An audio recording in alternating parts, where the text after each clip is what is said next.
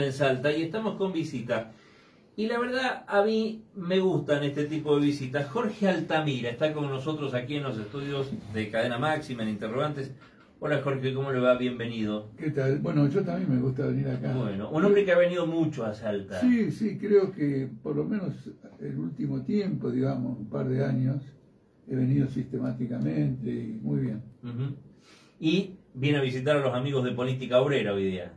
Claro, los compañeros nuestros, pero vamos a hacer una actividad importante. Hoy hay una charla en nuestro local. ¿Qué quiere decir una actividad importante? Todos los partidos dicen que lo que hacen tiene su importancia. Claro, sí. No, yo lo que quiero decir es que estamos ante una circunstancia política extraordinaria y entonces el debate que vamos a tener hoy sobre esta circunstancia política extraordinaria es importante. Claro. Lo determinan las circunstancias políticas. Un hombre con muchísima trayectoria y un hombre que ha estado presente en distintos momentos históricos de la Argentina, en los últimos todos, los 40 años del regreso a la democracia, aquellos intentos en contra de Alfonsín, aquella gran crisis del 2001, ha estado presente siempre. ¿Alguna vez vivió este momento de la Argentina? Bueno, no se trata de que lo haya vivido yo personalmente, es inédito en la historia. Porque como conversábamos antes de comenzar el programa, esta es una crisis incontenible. En cierto modo, la de Alfonsín, con una hiper que era impresionante, para los más jóvenes les digo, que la leche cambiaba de precio en el día. En el día, entre la mañana y la tarde. Entre la mañana y la tarde, también fue relativamente, podríamos decirlo así, pero tenía una diferencia, porque cuando subió Menem, demoró 3 años en salir de esa crisis. Cuidado. Sí. Ahora, ¿cuál es la diferencia entre esa crisis y ahora políticamente? Menem unificó el peronismo y fue a las elecciones plantado y habiendo superado la derrota del peronismo ante Alfonsín. Claro. Era un gran peronismo fuerte, unificado, derrotó a Cafiero. Cafiero aceptó todo eso y se unió con Menem. Tremenda interna en aquel momento. En aquel momento una interna, pero lo fortaleció. Pero claro, exactamente. Pero bueno, Cafiero terminó encolumnándose detrás de Menem. Etcétera, y tenían un programa. Hoy el peronismo perdió 4 millones de votos en las PASO. Es decir, para que se entienda bien, en lugar de hacer un canal del pueblo, el pueblo trata de no ahogarse dentro de ese canal y sale violentamente. Esto es un detalle importante porque cuando nosotros hablamos de movimientos populares en general, ¿qué queremos decir? Más allá de que el contenido no sea revolucionario, socialista, se lo llama popular porque es un vehículo de las masas. Claro. Por motivos concretos, la gente siente que esa es su expresión en ese momento, pero es su expresión. Hoy ocurre exactamente lo contrario. Es un descanal. Claro. Son esos canales muy frecuentes en Argentina que ya con los desechos que se tiraron, el agua no corre. Exacto. ¿Me explico? ¿No? Sí, perfecto. Y el panorama político es muy desconcertante, porque el que va adelante no tiene aparato. Es decir, que va a tener que construir el aparato después. Ahora, eso ya le pasó a Bolsonaro. Entonces uno dice, bueno, va a construir un aparato. No, porque con Bolsonaro, el que le armó el aparato, y mucho antes de ganar las elecciones, fue el Estado Mayor de las Fuerzas Armadas.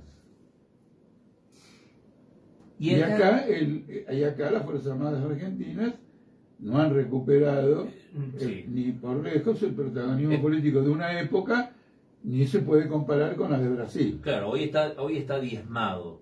Pero existe no un poder militar, ¿existe un poder civil que pueda estar entornándolo a Milei? Sí, bueno, mucha gente, mire, mucha gente del poder civil está esperando ver quién gana. La mayoría, expresado en la Fundación Mediterránea, que es un gran conglomerado empresario con sede en Córdoba, pero donde están todos, está con Bullrich. Sí, la cabeza visible era Cavallo en su momento, ¿no? Claro, no, pero... la cabeza visible de la Fundación Mediterránea en su momento era Cavallo. Está con Bullrich, y se nota en los diarios que está con Bullrich, en las críticas a la dolarización, pero mañana gana Milei, y este mismo poder lo rodea a Milei. Y se va a armar, pero armar un aparato en medio de una inflación del 150%, 42% de pobreza, 20% de indigencia y una deuda impagable, impagable no en el sentido de que no se va a poder pagar nunca, sino impagable en el sentido que es un monto tan grande a plazos tan cortos, claro, que el que la quiera pagar no la puede pagar. No, es imposible. Y el que la quiera cobrar sabe que no la va a cobrar ahora. ¿Está claro? Bueno, eso va a llevar toda una crisis. Mire, se lo voy a decir una frase con la que voy a arrancar probablemente la charla de hoy. Estas elecciones van a determinar el desenlace de la larga crisis que hemos vivido hasta ahora, una gran crisis. Sí, sí. Van a marcar el desenlace. Y ese desenlace es traumático. Porque lo que coincide, Massa, Bullrich y también Milei, es que hay que hacer una gran devaluación. Y todos dicen que esa gran devaluación va a disparar los precios al cielo y hasta generar una hiperinflación. Permítame ahí. ¿Es una coincidencia entre Milei, Bullrich y Massa porque es algo que lo tienen que hacer o porque es algo que le impone el Fondo Monetario Internacional, que es ese que quiere cobrar, que sabe que es el acreedor más grande y que en algún momento quiere cobrar parte de esa deuda? Sí, lo del Fondo Monetario Internacional es correcto. Ahora, eso de que lo tienen que hacer, ellos representan una clase social. Ellos se reúnen con los distintos grupos económicos, debaten y tratan de organizar una salida a los capitalistas, no a los trabajadores. Porque le doy un ejemplo. Hay una frase que se repite, probablemente la inmensa mayoría no la entiende, y es que hay que alinear los precios relativos. Sí. Entonces, ¿qué quiere decir alinear los precios relativos? Que hay que devaluar, es decir, que el peso argentino tiene que valer menos y el dólar tiene que valer más. Hay que aumentar las tarifas, hay que aumentar las naftas, y entonces los precios estarían en orden. Claro. ¿De acuerdo? Eso es un punto de vista capitalista. Yo le voy a dar mi versión de los precios relativos. Sí. Los salarios son los más bajos de la historia. Claro. Entonces lo que hay que hacer es llevarlos al nivel histórico que tenían, y nosotros como gobierno arreglaríamos los precios relativos desde el punto de vista de la clase obrera, desde el punto de vista de todos los que trabajan en servicios, en el Estado, en lo privado, del conjunto de los que trabajan. Pero eso significa un cambio en el paradigma de pensar la Argentina, digamos, ¿no? No solo esto, la pienso en función de mis habitantes y no la pienso en función del bueno, cuñado que significa gana más. un cambio de poder. Por eso, en cierto modo, a ver si me explico bien, acá en Argentina hay una crisis de poder. No se ha visto nunca que el presidente y la vice no existan. Y que el que gobierna es el ministro de Economía, y además de que, porque en la época de Menem gobernaba Cavallo, pero cuando Cavallo dejó de satisfacer los intereses de ciertos sectores, Menem le dio una patadita y lo echó. Exacto. ¿Está claro? Sí, sí, Por lo tanto, el presidente era Menem, no era Cavallo. Podríamos decir que en la gestión de Dualde el presidente era Labaña también. No, bueno, no quisiera entrar ahora en el tema, pero no, Dualde con Alfonsín armaron la caída de la Rúa y por lo tanto trataron de gestionar. Lo que pasa es que luego, a raíz del fracaso del intento represivo que se llevó la vida de los compañeros Costecchi y Santillán, se quebró el gobierno de Dualde y convocó elecciones, y los peronistas fueron divididos en tres y los radicales fueron divididos en tres. Había 6 candidatos. Sí. Era un lío total. Se eligió un presidente minoritario. Bueno, pero era el presidente Dualde, porque él armó con Alfonsín la caída de la Rúa, porque respondía a los intereses de los grupos económicos que querían salir de la convertibilidad y devaluar. Sí. Bien. Lo que quiero decirles es que ahora hay una crisis de poder. Por ejemplo, si estos que quieren rodear a Milei en caso de que gane Milei, no logran armar algo, usted va a tener claramente una rebelión popular y un gobierno que duró 90 días, 80 días, 100 días, 45. Ojo, está planteada esa posibilidad. Sí, seguramente que sí. ¿Me explico? Y usted lo ve también cómo divergen muchas propuestas que se hacen.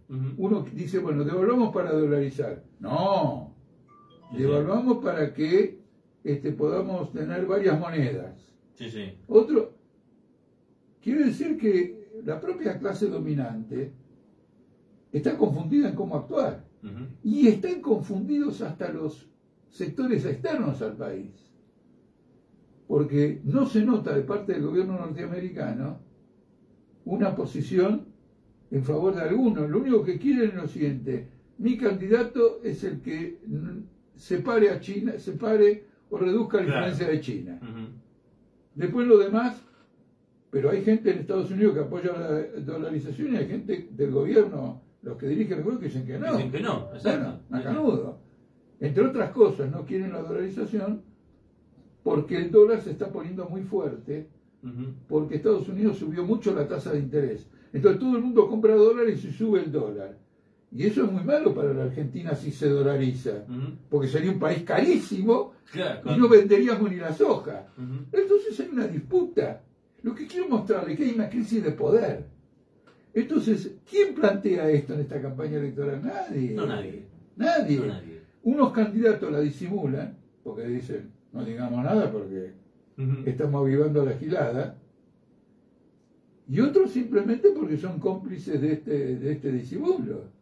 ¿Y cuál es la salida, Jorge, a esto? ¿Qué advierte? O sea, usted dijo recién, advierto que esto va a ser muy traumático, que es el desenlace de la crisis y que va a ser traumático. Bueno, va a ocurrir una variante, es que haya manifestaciones del tipo que hubieron en el 2001.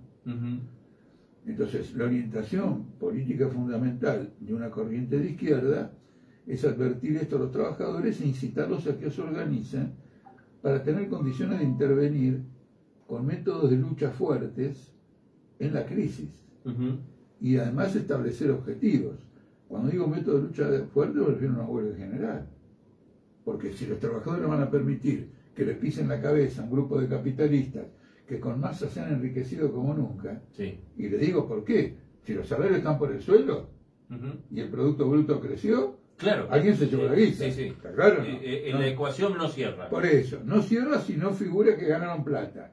Encima que ganaron plata se la llevaron afuera. Bueno, es todo un problema. Y es una crisis muy aguda. Les quiero explicar por qué. El Estado está endeudado en pesos ajustados por dólar. Usted evalúa, supongamos al doble, digo por tomar un ejemplo, y la deuda subió el doble en pesos. El Estado recauda en pesos. Esto es un desastre. Lo vimos a pospaso, una devaluación del 20%, pero en definitiva costó 50-60%. Tiene ese carácter. Entonces los que tienen los títulos del Estado argentino los están vendiendo. Se están yendo. ¿Y qué hacen con la plata? Se van al dólar. Estos son, le estoy hablando de 120.000 millones de dólares. No le estoy hablando de moneda. Lo que pasa es que, claro, ya a esta altura del partido es tan exorbitante el nivel de deuda. Bueno, pero hay que comprender, porque en definitiva, ¿qué significa? Nosotros vivimos con régimen social capitalista, régimen económico, social, político capitalista. Y termina y evoluciona y concluye de esta manera. Es el estallido de las contradicciones del capitalismo. ¿Por qué la tiene que pagar el trabajador? Tenemos que ir a otro régimen social. Ahora, para eso, los trabajadores tienen que unificarse como clase social y presentar un frente propio frente a las salidas y los frentes de la clase antagónica. ¿Por qué la izquierda no supo condensar esa incertidumbre, esa desazón, ese malestar de la clase trabajadora, y la clase trabajadora en gran parte termina apoyándolo a Milei?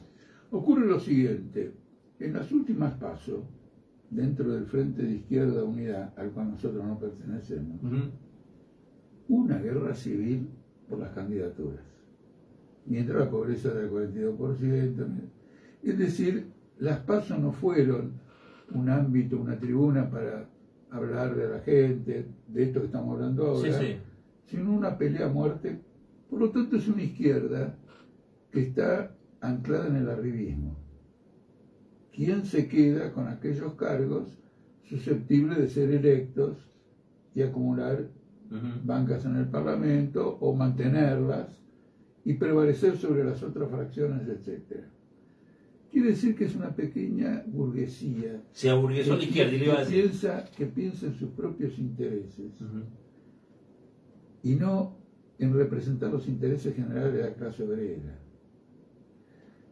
Y cuando yo era chico y tuve la oportunidad de leer el manifiesto de Carlos Marx, hubo una frase que se me quedó en la cabeza y me la tengo hasta hoy, que decía lo siguiente: nosotros los comunistas, porque él se llamaba comunista, nosotros los comunistas no tenemos intereses particulares. Claro. Diferentes al resto de la clase obrera. Procuramos en el movimiento, en la acción, en la actividad de la clase obrera, representar sus intereses, no parciales sino generales, y no momentáneos sino históricos. No tenemos intereses particulares. Estas PASO mostró a cuatro. Alguien perdió el librito, digamos. Claro, mostró a cuatro matándose por los intereses particulares. Entonces, en nuestra corriente lo calificamos que en la izquierda esta se había convertido en un activo tóxico. ¿Por qué? Porque un trabajador no puede ser ganado políticamente, educado políticamente, para defender intereses particulares. Claro. Ahí perdemos como en la guerra. La tarea de los partidos políticos de izquierda es ganar trabajadores para defender los intereses generales de la clase obrera, entendido, no de un sector particular, sino del conjunto, y no simplemente del momento, esta reivindicación, la otra reivindicación, sino histórico, es decir, aspirar a dirigir la sociedad como fuerza productiva que es. ¿Y en el futuro ves que hay una oportunidad para esa izquierda? No, en el caso de esta izquierda creemos que para la función histórica que debe cumplir una izquierda está descartada. En eso consiste todo el esfuerzo de política obrera. Política obrera es realmente la continuación del Partido Obrero. Claro. De aquel Partido Obrero que hemos construido durante años, años y años, y que llegó a su apogeo estando nosotros en la dirección del Partido Obrero. Ahora uno ve que la crisis del Partido Obrero se ha producido por la prevalencia de intereses particulares. Sí, sí. ¿Me explico? Que han entrado en la carrera esta. Yo he estado en el FIT y nunca confronté con ninguno de los otros partidos en nombre de intereses particulares. Siempre presentaba un programa. ¿Están de acuerdo con este programa? ¿No están de acuerdo? Lo discutimos. Claro. Entonces, por ejemplo, en el año 2013, al ver que había cierta confusión sobre nuestro programa, yo me puse a redactar un programa para terminar con esa confusión que se llamó Manifiesto del Frente de Izquierda. Y cuando se lo presentamos a los demás, muy agudo, porque metía el bisturí en todos los problemas. En lugar de vamos por esto, el otro metía el bisturí en todos los problemas. Y lo aprobaron todos. Entonces te fíjese que no había una pelea de nuestro lado por intereses particulares. Este concepto es fundamental, es absolutamente fundamental, porque usted lo ve en otros partidos de izquierda en todo el mundo, en la mayoría incluso. Le quiero añadir a esto, nada más que por respeto a los oyentes, no quiero que desconozcan esto que les voy a decir. Hay un fenómeno en este momento muy serio, fundamental, cambió la historia del mundo. Sí, sí. La guerra entre la OTAN y Rusia. Nosotros, de entrada, condenamos la invasión de Rusia y explicamos que la había promovido la OTAN. Porque durante 8 años preparó sistemáticamente las condiciones para esta guerra.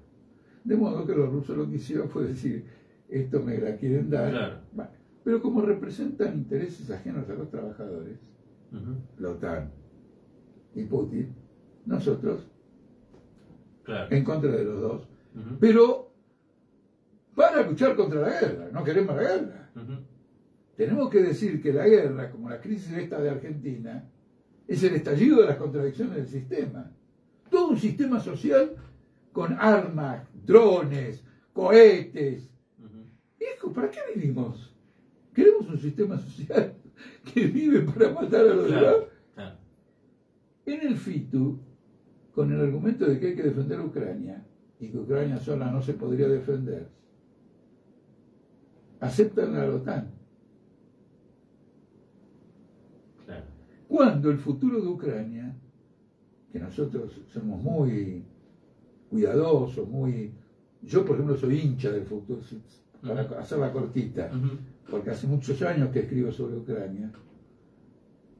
La independencia, la autonomía, el futuro de Ucrania depende de la derrota de la OTAN y de Putin. Porque cualquiera que gane, por ejemplo, si gana la OTAN, va a ser una colonia de la OTAN. Y naturalmente si gana Putin, va a ser una colonia. Por eso. Entonces no está la independencia de Ucrania de uno de los dos lados. La independencia de Ucrania está en que el pueblo ucraniano y toda la clase obrera de Europa, porque está envolviendo el conjunto de Europa. Ahora se ha extendido a Armenia, Azerbaiyán, Turquía. Esto se va ampliando. Y se va ampliando a China y al sudeste asiático. Es una guerra mundial. Sí. Bueno, nosotros lo que decimos es que impulsamos la movilización de los trabajadores para poner fin a la guerra y derrotar, incluso derrocar en la medida de lo posible, a los que la han fomentado y los que la impulsan. Jorge, en el final, ese histórico votante de izquierda, ese histórico militante de izquierda del Partido Obrero, de aquel viejo Partido Obrero, llega el 22 de octubre al Puerto Oscuro. ¿Qué hace? Bueno, lo que puede llegar a ocurrir, podría ocurrir, bueno, los que votan al FITU, los que se sienten, que votaron en el pasado al FITU, a lo mejor continúan votando al FITU. Pero una parte, por lo que estoy observando, una parte va a votar a Massa. Es decir, va a dejar de estar votando al FITU, a votar a Massa, con un argumento que el FITU comparte, que el problema es Milei. Sí. ¿Me explico o no? Con lo cual disuelven toda la crisis en una pugna entre dos candidatos de esta crisis, de que la van a fomentar y que van a provocar un desenlace contrario a los trabajadores, porque dicen estamos contra el ajuste de masa y contra la ofensiva electoral de Milei Bullrich. No, contra la ofensiva electoral de Massa Milei Bullrich. Ese apartamiento de Massa. Sí. Ahí en el debate del otro día, Massa le dijo a Miriam Bregman, soy igual que Milei. Y Bregman, que tuvo una actuación como persona, como expositora muy ordenada, trastabilló. Sí. ¿Está claro o no? Sí, sí. Es decir, hay una confusión en ese sentido. Entonces nosotros no vamos a hacer una agitación política por nuestra posición, pero a nivel de los activistas planteamos el voto en blanco. Y no porque nosotros seamos partidarios del voto en blanco, estamos en contra del voto en blanco, porque mucha gente va a votar en blanco, la inmensa mayoría que va a votar en blanco lo va a hacer por las razones ajenas totalmente a la nuestra. Pero nosotros necesitamos marcar una fuerte delimitación de los partidos, incluido el FITU, que le dan la espalda a los trabajadores en esta crisis, no le advierten de las circunstancias catastróficas que se vienen y no lo preparan para una lucha, por ejemplo, organizada con la huelga general. Siguen repitiendo que la CGT organice un paro, cuando la CGT está metida hasta los tuétanos. Entonces de palabra, bueno, quieren un paro, fenómeno. No. Y, como le dije antes, están en un carrerismo. Claro. ¿No es cierto?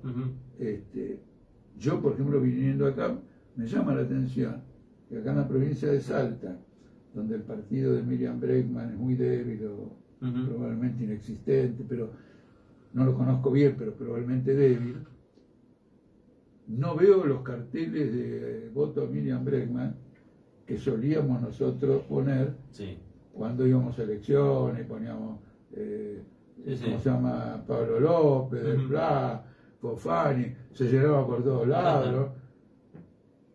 Ahora, como William Bregman no es del MST y no es tampoco de Claudio Del Pla, no hay. No veo, digo como visitante, a lo mejor en algún lugar, imagínense que no me recorrí toda la capital, Seguro, sí. digamos, en algún lugar, quiere decir que continúa esta pelea, y se siguen acusando recíprocamente. Entonces nosotros decimos lo siguiente: hoy lo esencial es que la ciudadanía, el trabajador, nos observe como una corriente totalmente separada de todos estos candidatos. Eso es lo que queremos que nos vean, no que vote en blanco. A ver si me entiende. Sí. Votar en el fondo, mire, no debiera decirlo. En el fondo es, claro, no vote de cualquier manera. Obvio, no quiero que votes a Massa ni nada. Pero lo que queremos no es acentuar esto del voto, que no sirve y que la inmensa mayoría que vota en blanco no lo hace por los motivos que nosotros tenemos, sino que queremos mostrar que estas 5 fuerzas que debaten son perjudiciales para los trabajadores en las circunstancias que se avecinan. Ahora, si en el curso de los acontecimientos algunas de estas observaciones no resultan del todo correctas, se va modificando y todo lo demás, corregiremos nuestro ángulo. Pero sirve de todos modos para que dejemos planteado claramente esta situación. Las elecciones llevan a un desenlace de la crisis, se terminó. Esto de que compra acá, compra allá, bajo el dólar, subo el... No. Las elecciones, el desenlace de la crisis.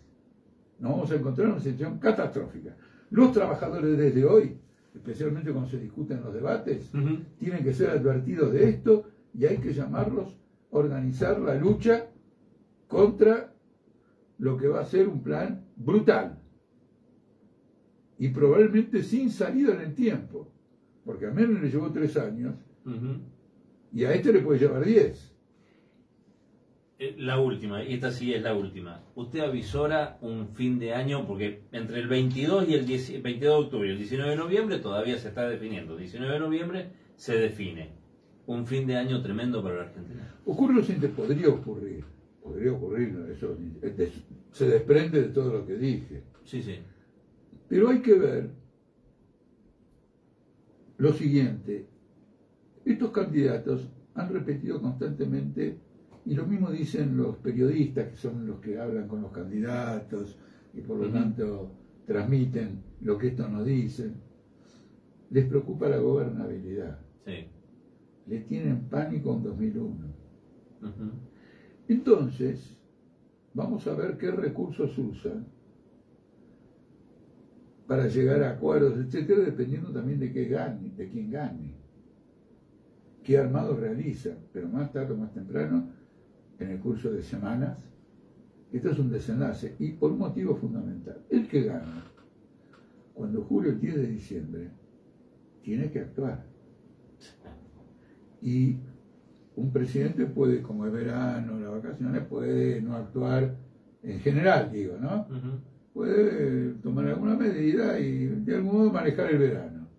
No, si este no actúa, voló antes del discurso el primero de marzo a la Asamblea Legislativa. Eso acelera la crisis, es un factor acelerador. Vamos a ver cómo se desenvuelve. Yo lo que quiero mostrarle a la audiencia con este análisis, con esta exposición, es que nuestro análisis es amplio. Pero la columna vertebral de este análisis es que es una crisis de régimen político, social, económico, capitalista.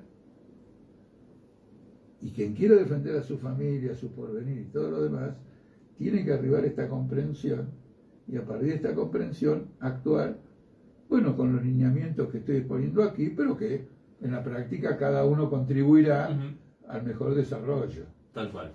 Jorge, muchísimas gracias por la visita.